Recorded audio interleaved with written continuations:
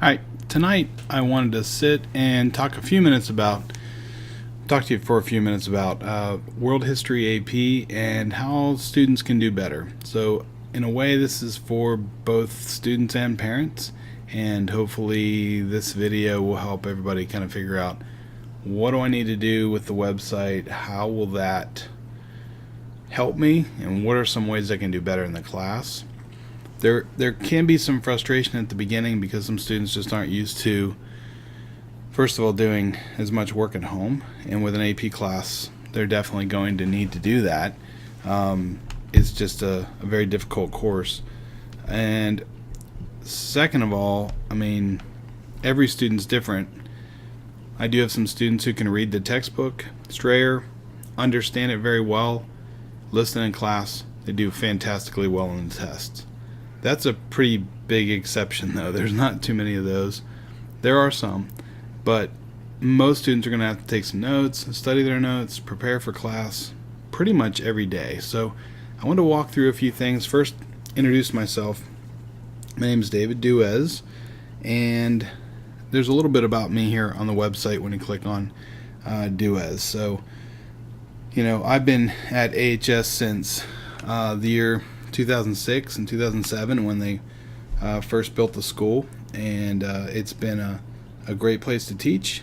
And I've taught many of these students that I have this year. I've taught many of their brothers and sisters before that, and I'm sure many of the ones that I have this year I'll teach some of their brothers and sisters coming up down the road. So that's nice, and it's a good situation, and I really like it. And I get a chance to teach with my wife, who also teaches at AHS. She is an AP macroeconomics and economics teacher. So we do the best we can to help these kids, and we've had a lot of fun being able to see them, mature and develop. And we've got kids now living all over the country that are former students. So it's a little bit about me. Talk about the class a little bit. I guess you could click on Syllabus up here. That could help you. This is a part of the website that will give you information about the summer reading, and that's at the beginning, which is already gone and passed for a lot of us, But this is an authorized course through the College Board. That's important because we have to go through an audit process.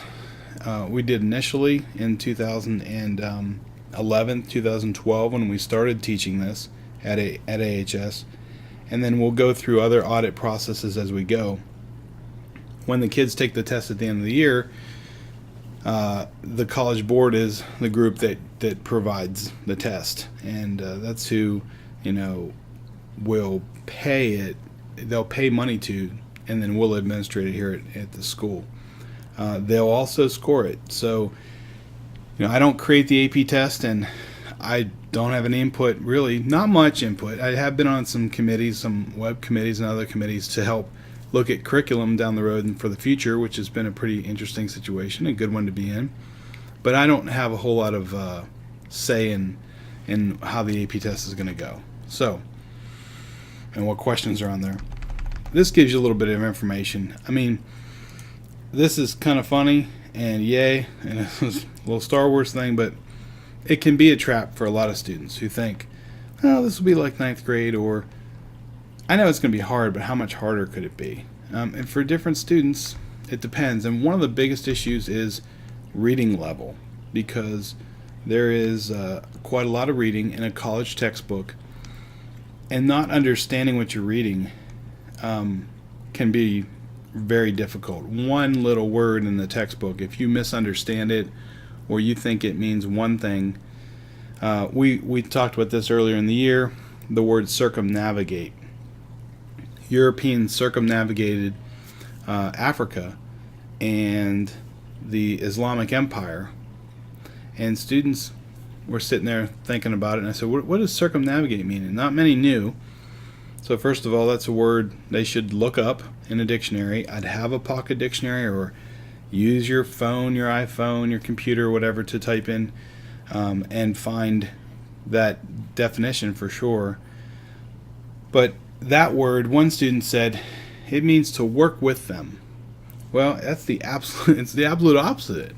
And if they think it's going to be to work with them, that's a long chapter, and it's going to be a long test if they don't have that concept understood. Now, obviously, we're going to work on a lot of this in class, and we'll kind of be able to work through that. But as they're reading the textbook at home, my advice, and there are going to be a lot of English words that they just don't have a whole lot of comprehension of because they haven't had a chance to spend much time, a whole lot of time with some advanced reading. Now, some students have, and the students who have had a lot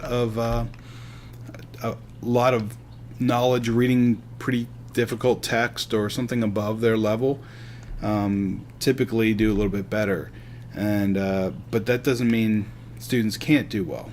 They're gonna have to work through it if they don't understand it. They're gonna have to look up words that they maybe don't know the definition to automatically. Many of those are just regular English words, not even the history concepts. So talk a little bit about the AP test very quickly. It's 70 questions in 55 minutes. Therefore, I time everything we do. Quizzes are 10 questions. In the fall, 10 minutes. And I have a timer. The kids will see it in the front of the room. Tests at the beginning, 1 minute per question. That can be difficult for some kids. Some of these questions are hard to read through and difficult to think through. But when they get to the AP test, 70 questions in 55 minutes, I promise you they'll be ready for that pace because we're going to get them ready for that pace as we go through the year. And I had some students last year that really struggled with the timing in the first semester, and by the end, they were fine. Very few students last year didn't finish the multiple choice, and that was a big accomplishment. The year before, that was an issue. So we're moving in the right direction. There are 3 essays, or what we call free response questions, on the AP test. First is the DBQ. It's a document-based question. The second is continuity and change over time. That can be really tough for kids because it's one where you're going to have a long time period. You're going to look at things that have changed and some things that have stayed the same across that time period. That can be tricky. And the comparative essay, which we're working on presently, and there will be an FRQ due this Friday, which will be September 26th. So next week it'll be due. And we're doing that as an out-of-class take-home writing. And they're going to bring it into class. Now, if they don't have it that day, they'll sit and do the timed writing because I want to score for it and I don't want to keep this going. So there really won't be any late grades on it. They'll do it in class if they don't have it. But we've been working on it we'll have worked on it for about 10 days in class. We've been talking about comparisons quite a lot. There are a few tricks to it. So, I mean, as we go here, I'll show you a couple things that they can do. Absolutely looking on the website will help them with that. Those are the 3 essay types. The first one we'll do is a take-home. I don't care where they find the information. I don't care if they work with friends. It doesn't matter to me. I want them to learn how to write a comparative essay and to do it well. It is a test grade, and at this point, there are some students who could really use a good test grade. So my advice is to spend a little bit of time on that. We don't have a test for a couple weeks, so this gives them a chance to work on their writing a little bit as they're studying Chapter 4. And then Chapter 5, towards the end of this week, we'll start Chapter 5. Now, we study the entire history of the world. It's about 10,000 years of human history, so we go pretty quickly. It's about a chapter a week. So each week, we have a quiz on Monday, and that's over the chapter coming up. Like Monday, which is 2 days from today. On Monday, students will take a quiz over Chapter 4. We've had a quiz over summer reading, which was pretty simple, but I wanted them to see the format. Had a quiz over Chapter 1 and 2 combined, and a quiz over Chapter 3. This is our quiz over Chapter 4. So, if students aren't doing well in the quiz, I want to kind of show you what you can do to have some more success. So I clicked on the top banner up there. Anytime you click on that, it takes you back, or you can click on the word WHAP over here. And you see the timer on here. It's important to us to keep this in mind, that that's what we're working towards. And anything I'm asking kids to do in class that may seem difficult, they need to think to themselves, well, is that because it's on the test? And I say it all the time. Like, that's why we're doing something, because I want them to be prepared for the test. And it's a very difficult test. we'll talk more about that as we go. This is the agenda. So each week on the website, it'll be usually sitting right here or a post or two below it. The agenda will be here. It'll tell them a quick glance at the top exactly what it is that they need to do for the week, or that we'll be doing for the week. There's a quote, there are some learning targets. An interesting thing, a lot of students have been having some trouble finding learning targets. If you click on it there, it takes you to notes, which is the tab here. We're going to look at that next. The essential questions are on here. Oftentimes I'm going to list them all for the chapter. We'll cover a chapter in about a week, so maybe we don't get to some of these questions during that class, but they may come up. And so I put them in there just because I want them to focus on them. The agenda is here, and it's focused on Monday, we're going to take the review quiz, or the reading check quiz over chapter 4. Not sure why it says review. It should say reading check quiz over chapter 4, but I'll have to fix that. At the end of I know why it says that. We're going to take the quiz, then we'll review the quiz. And I'm going to show you a quiz. I'm going to show you how we go over the quiz, and I'll show you where the answers are typically for these, and they're not as hard as they might seem. So definitely want to give the kids some help on this. I've been showing this to them, but for some of them it's just not clicking just yet. Anyway, then we're going to, if we have some time, and sometimes we do, sometimes we don't, I'm going to try to have some time for sure, is discuss the FRQ comparative essay that's due Friday. That gives you a link here where it says assignment to it. They can open this up, and there is the comparative essay that's due this Friday. I'm going to click open. I'll let it open on the side there. This also says, the quiz is next Monday on chapter 5. The test is not till October 8th and 9th, 8 being Wednesday, 9 being Thursday, and a reminder to check the notes. YouTube lectures, which I create a lecture like this one, a video lecture over just about every set of notes that I have, and the target sheets, which I want to look at next because that's going to help them get prepared for the quiz. As I page down here though through Tuesday, and Tuesday will be a good day, I think, this week, because this man right here, Andrew Marr, has a very good video series set up to explain the history of the world. There's 8 videos. We've watched a little bit of the first one, which isn't as necessary because he covered some things before the time period that we begin with. But this one is very nice because he's going to talk about empire, and there are actors who kind of will play the parts of the characters that we're studying in history, and he does a really good job of thinking in the big picture, which is what the textbook Strayer does and what they need to be able to do as students on the AP test. I really like the series, and it's very rare that I'd show a video the whole period, but I will be out Tuesday and not at school to get a couple procedures done in the Woodlands, just some medical things. But I'll be back Wednesday and Thursday, and on Wednesday and Thursday we'll look at a little bit of Dawn of Democracy in Athens. We're also going to then think about some deeper questions about democracy and how that functions, how it works. We're going to do a group discussion over cultural traditions, and this is one that I'm going to set up and we're going to walk through and talk about it on Wednesday. We have a 90-minute period, but at the end of the period, I don't have it up here, but I plan on really focusing, and it may even be the beginning of the period, plan on really focusing on the free response question comparative essay, just so that they have a little bit more of that before Friday. And they're writing it at home, but I want to make sure that they have some preparation for it.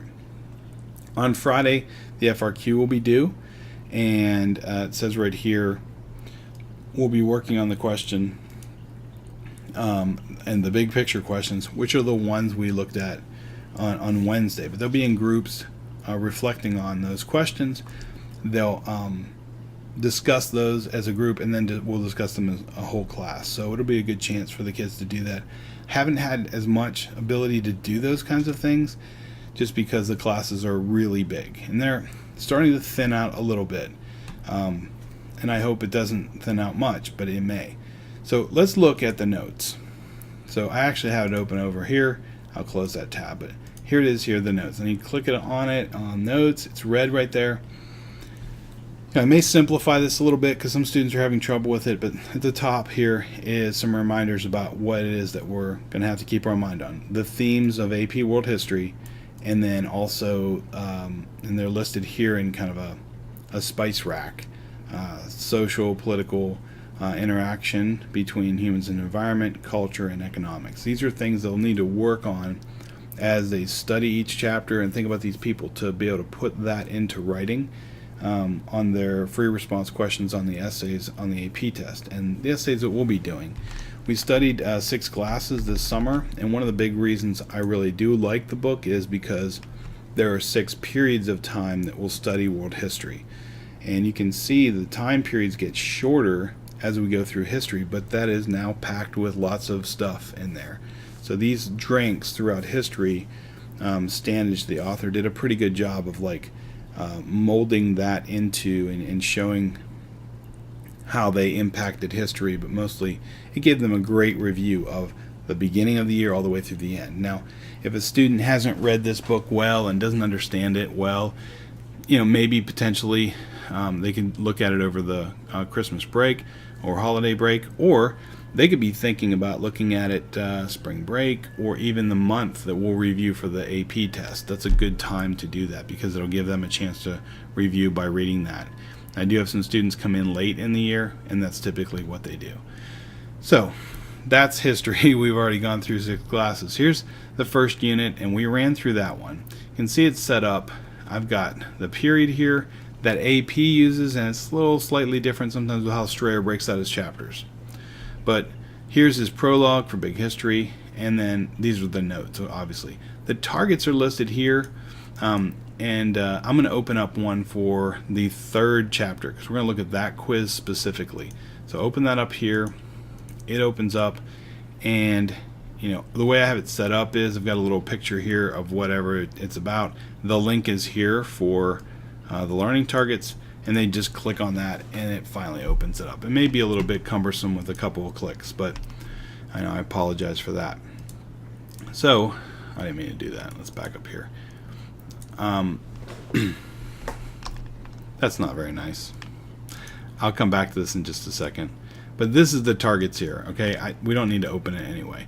As we have it open, you'll see, and I'm trying to make it a little bit bigger here if I can. Perfect.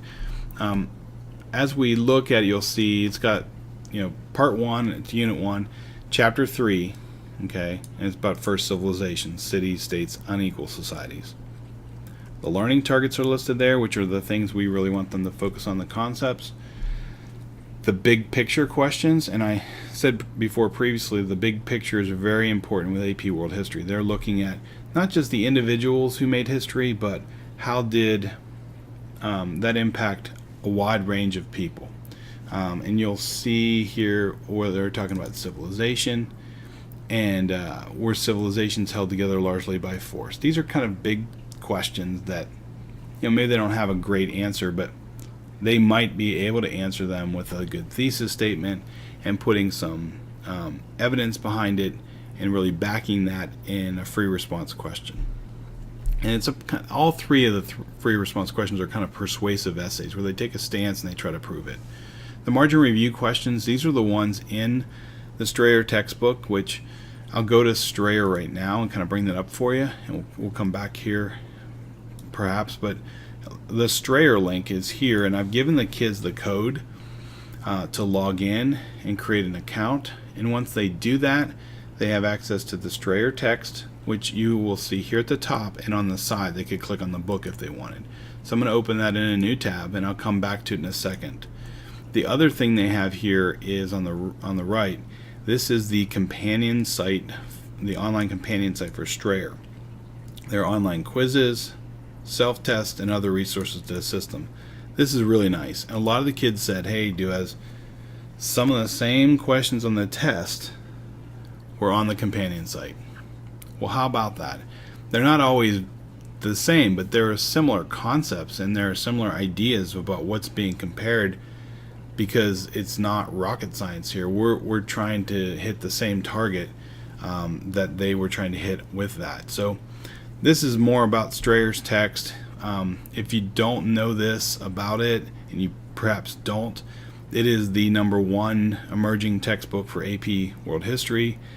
what he has done is really aligned a textbook and helped to build a textbook. And I don't know if he necessarily meant to do this, but he has a textbook that really fits the new format of the test, which is big picture oriented. And the details are not always as important, and I caution people on that, because there's some students who said the first test had a little too many details for them, and if it's in Strayer, then it's something they should know. But what they have to understand is the history that I used to teach, even to on-level academic students, had sometimes 40, 50 vocabulary words per chapter, and very detail-oriented, like every person they needed to know. And we won't necessarily be that way. We're looking at more concepts, contextualization, understanding bias in some cases, understanding how someone's point of view impacted it.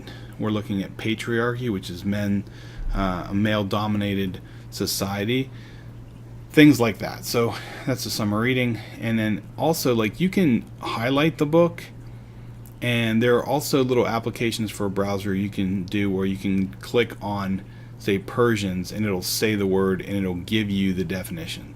And I think the extensions down here are listed. Chrome Dictionary extensions right there. So I don't have it installed right now because I double click on stuff all the time. But if they double clicked on, say, incisive, it would pop this window up and it would give them the definition of it. So little things like that can be handy. Let's go to the book, and I'm logged in already, so it says that I'm logged in here. If I go to the companion site, I'm also logged in already. So let's look at chapter 3. Companion site, this is where it gives you all this information. Now, not only the quizzes, self-test quizzes, here's an outline for the entire chapter. Hierarchies of gender. Okay, and I'll make this a little bit bigger so we can perhaps see it actually. Erosion of equality. All right. If they look at this, maybe they've taken notes as they read the book, and then they look at this and kind of check that, or maybe do both. It doesn't really matter. I think that's great. I have some students who basically copy this down. They copy the key terms and definitions down on the target sheets, which I don't think I got to, but they're right here, and I meant to. But there's like Code of Hammurabi is right here. On the quiz, they can use handwritten notes. What I've told them is really copy the key terms down on a sheet of paper. It's handwritten. Now you can use it. And the quiz is going to be looking for, did they read the chapter? It's a reading check. But do they understand some of these things and some of these concepts? And these are straightforward. They're just definitions. And if they have them written down, sometimes a quiz is very simple for them. So let's go back to the companion site because I want to show you the self-test and self-quizzes. So there's the self-test here. These self-quizzes are also on here. I'm not seeing it right now because it's all real big. Let's see if I can make it smaller again. Make the screen a little bit smaller and I'll probably see them. Identification quizzes are what they're called. They're on the left side here. So there's the identification quiz. Identification quiz is much quicker. It's a quiz. This is the kind of thing that could help them get ready for the quiz on Monday. If they go through here, and I'm just going to do the first one, and I'm going to make it the wrong answer. I'll go down here to the bottom and click submit. Now, obviously, they should try all of these, but when it comes up, it says it's incorrect. The answer is B, and it says check page 56. That's the book page, and I'm not sure the online book has pages listed, so that's one of the issues for kids if they don't have the book, but they should have the book. Let's go to the self-test. It's very simple and really the same way. So, which cannot be defined as as a first civilization. We brought this up in class and did this with them, but I'm not seeing that they're doing this at home. So I want to make sure that they have the ability to. That's one of the reasons I'm doing the video. So I click submit, and there it is, incorrect, and it gives you the correct answer, and it even gives you kind of an idea of why it's the incorrect answer, and then it says see pages 56 through 61. For the test and for the quizzes, but for the test for sure, they should have already gone through these, like as they're going through each chapter, but then come back to it as they review for the test. I mean, if they're sitting there reading Strayer the night before the test, they're in trouble. I mean, that's not what they should be doing. They need to be looking at notes. They need to be looking at key terms and their target sheets. Be thinking about what we discussed in class in my notes, which I'll show you in a minute. And definitely come here and work through these questions, and almost like, keep quizzing until they get them all right. I mean, if we do a test over 3 chapters, there are 3 self-tests and there are 3 identification quizzes.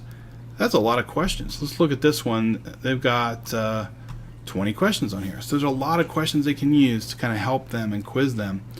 And I really think this is a big key. And students in the past have said the same thing. So, I mean, I made sure they had access. I made sure they had the code. But I'm really not sure they're all getting it. So here's Strayer. Open up chapter 3 because it's the one we're looking at here. And see on the online text you can actually click and highlight things. Like I can click here and highlight it, highlight an area of it. You can take it away. You can also create notes and some other things that's up here. I'm not really going to go through that, but the whole chapter is listed on this left side. Okay, and they have lots of pictures and things. You can make the pictures bigger by clicking on them.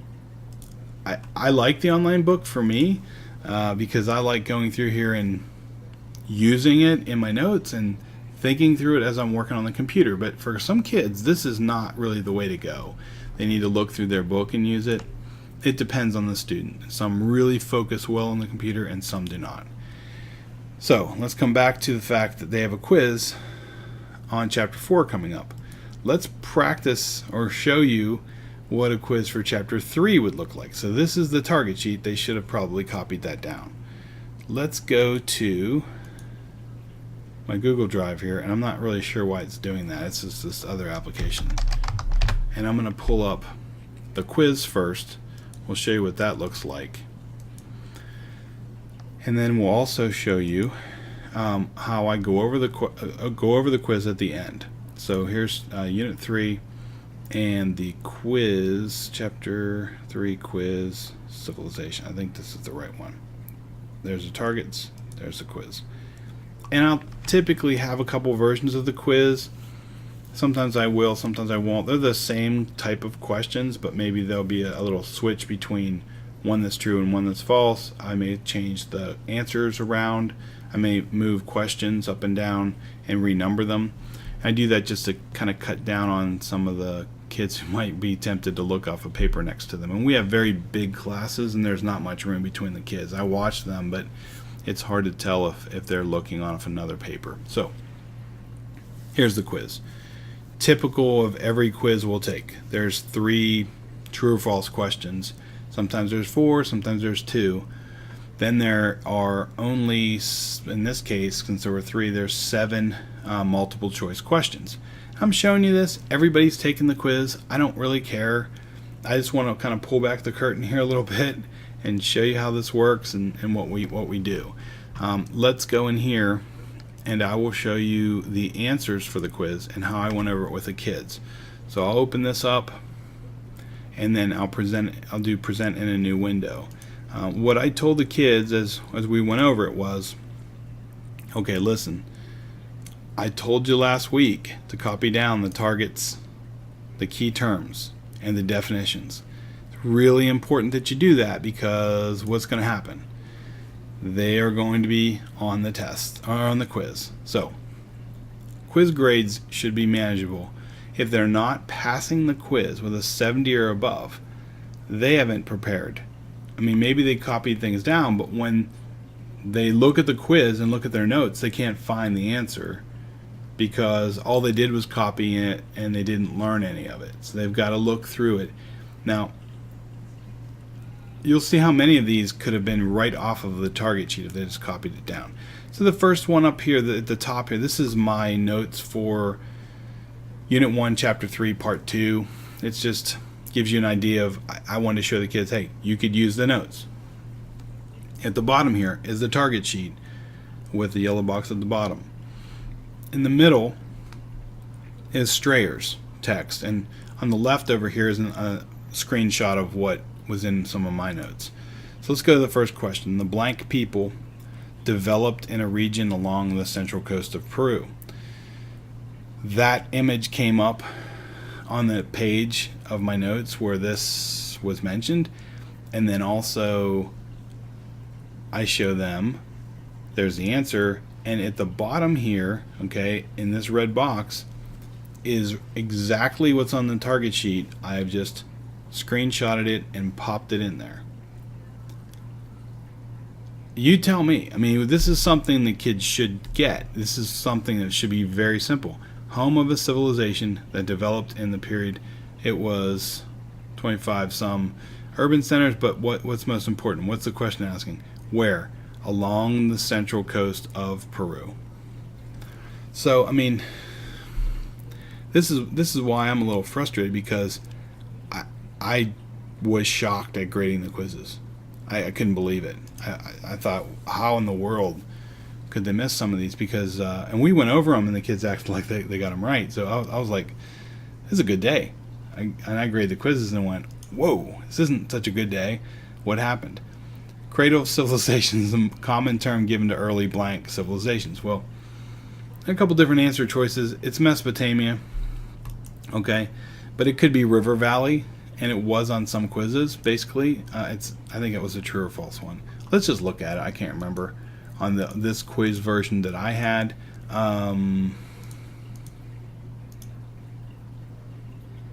There we go. Mesopotamia, cradle of civilization is the first question. Is the common term given to early Egyptian civilization? So it's false. That's not even close to being true.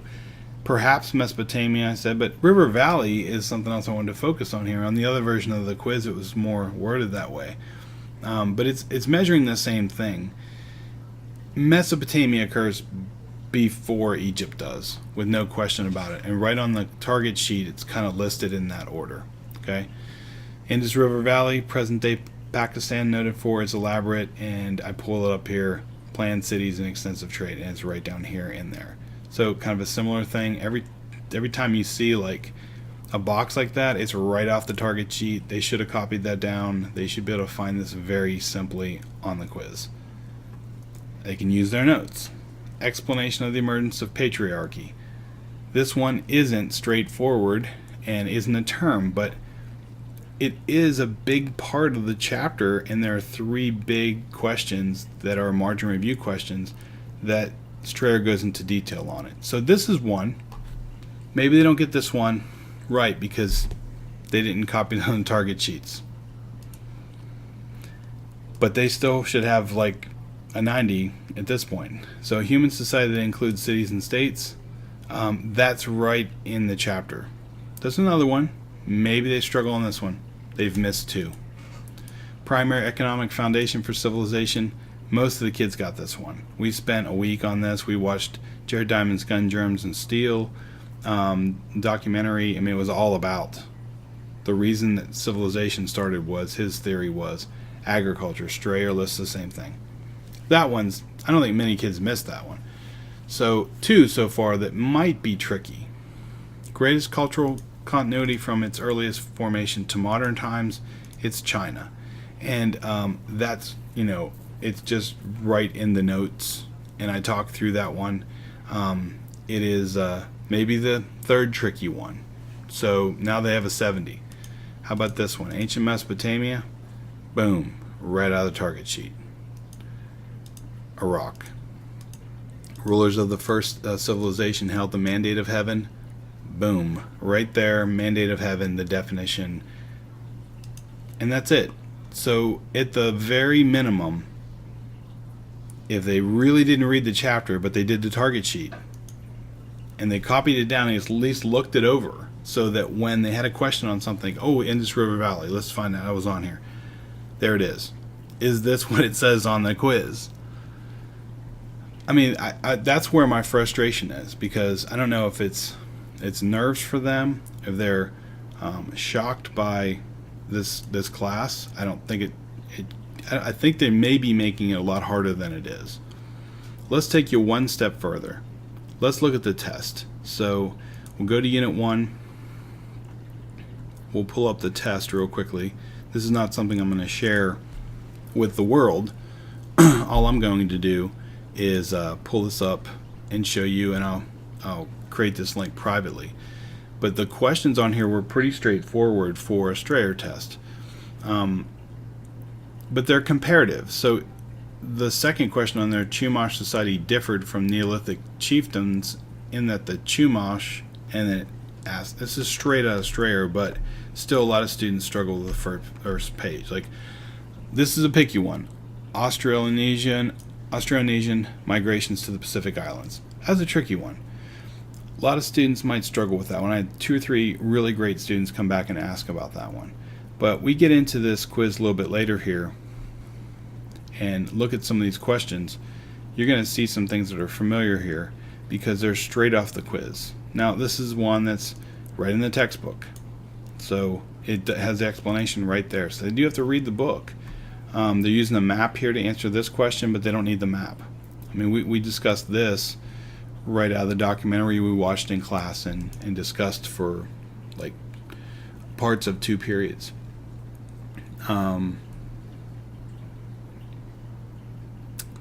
Let's see where we're at here.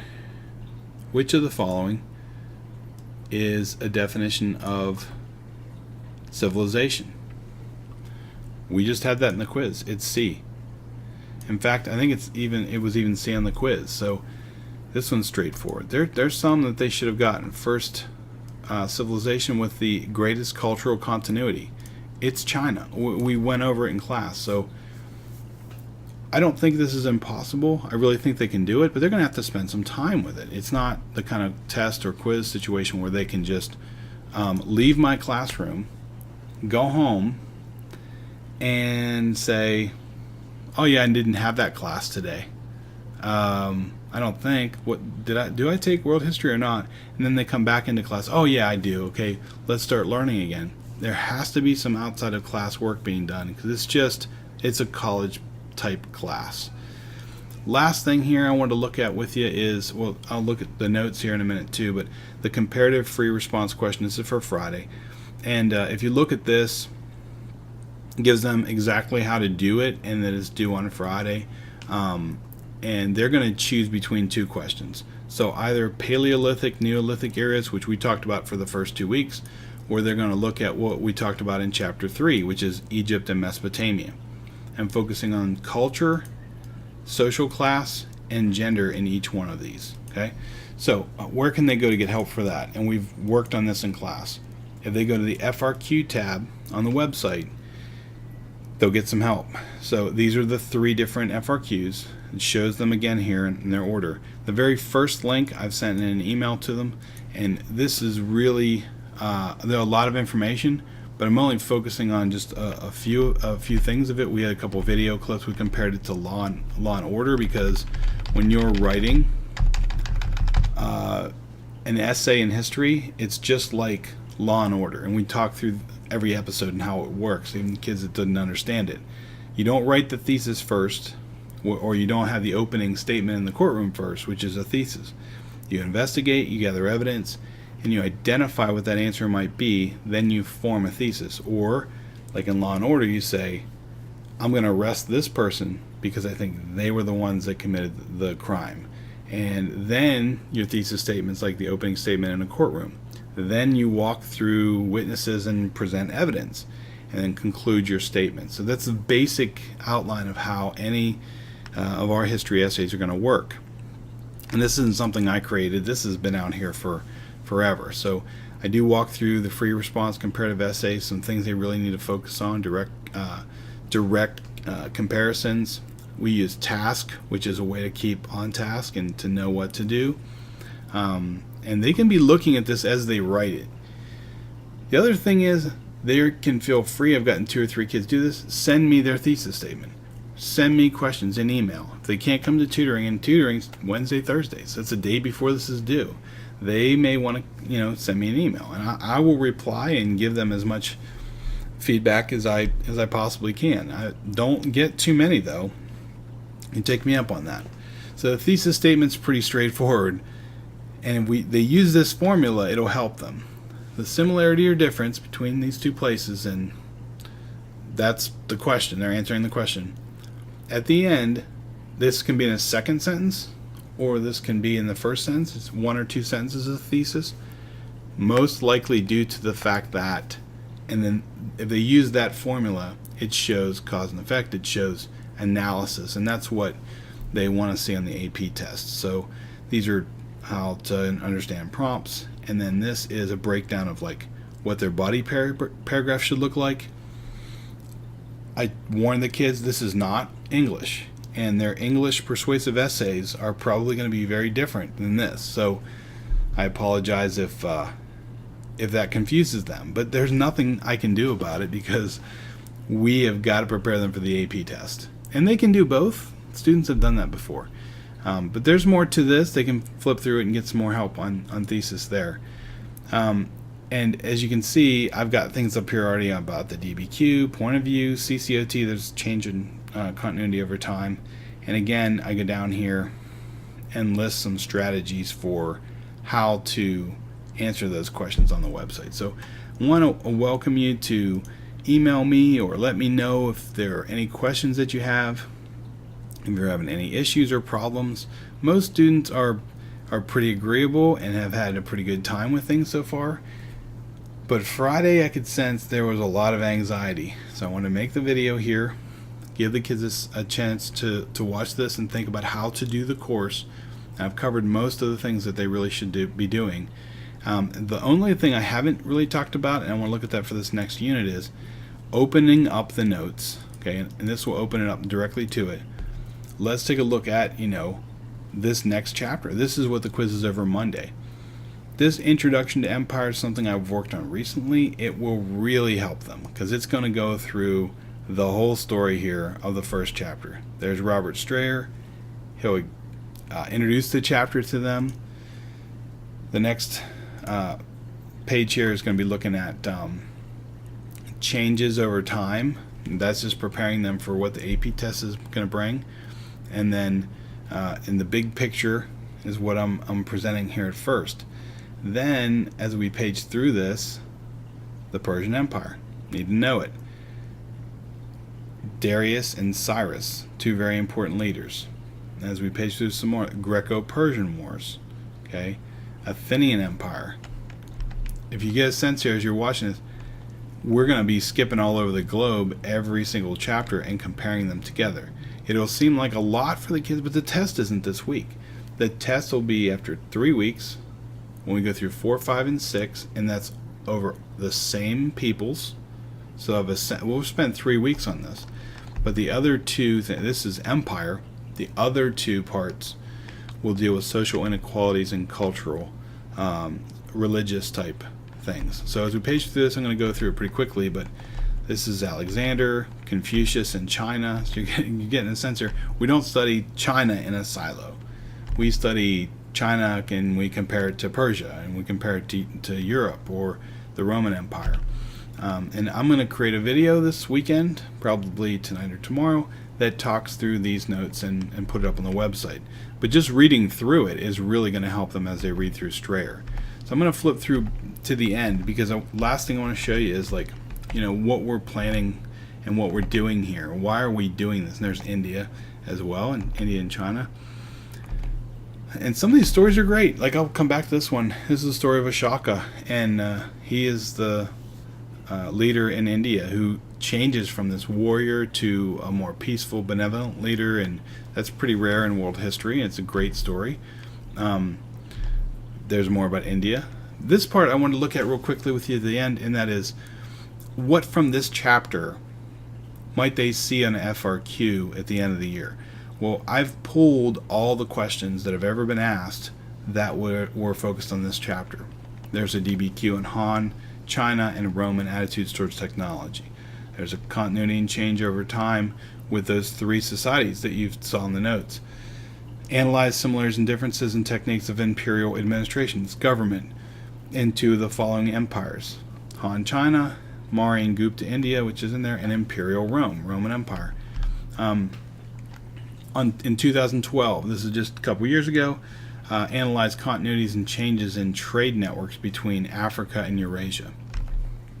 Now that's a wider time period, but it included 300 and we go to 500.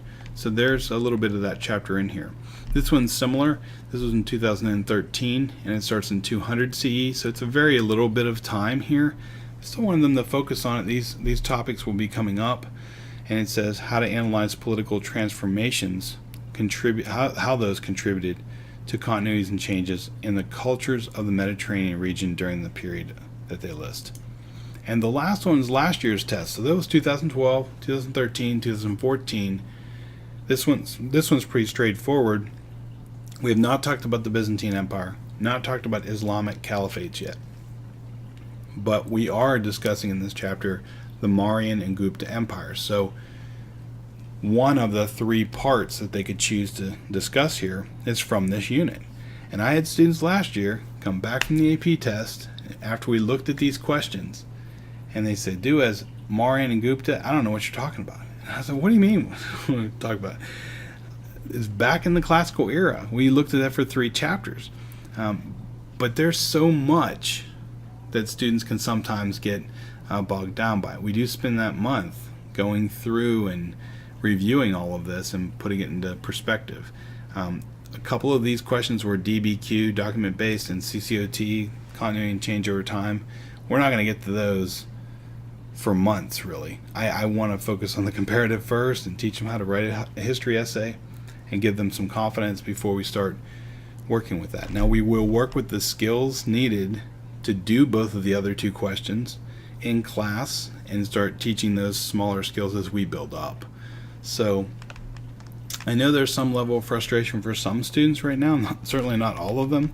We had a couple, or we had 3 100s on the test. We had a kid who missed just 1. So kids need to hang in there if they're struggling. The only way through this is through hard work, and I'm here to help them. I mean, I'm stupid crazy. I mean, I have no idea why I spend as much time with this as I do. I just want them to do well. It's important to me. It's helped kids in the past. I want to see these kids do well. And so if there's anything I can do to help, don't hesitate to ask, and don't hesitate to send me an email. The email address for me is right here on the website under contact. It's right there. And you can tell what we're doing in class every day by coming here to the website. You look at the calendar, you're going to know what's going on because it's filled out for the entire semester, and probably by Christmas I'll have the spring semester in there. So everything's in here, and I want parents to be with me and helping me to get these kids ready, because it can make a real big difference in their lives.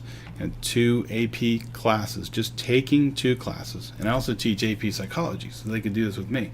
Just taking 2 AP classes doubles their chances of graduating from college. Not just going, but graduating, which is the harder of the 2 things to do. And those are statistics put together and compiled by the College Board to show the importance of AP. So I'm pretty passionate about it. I want to help them, so anything I can do to help them specifically, please let me know. So thanks for watching, and hopefully this is going to help some people and be beneficial. Thanks.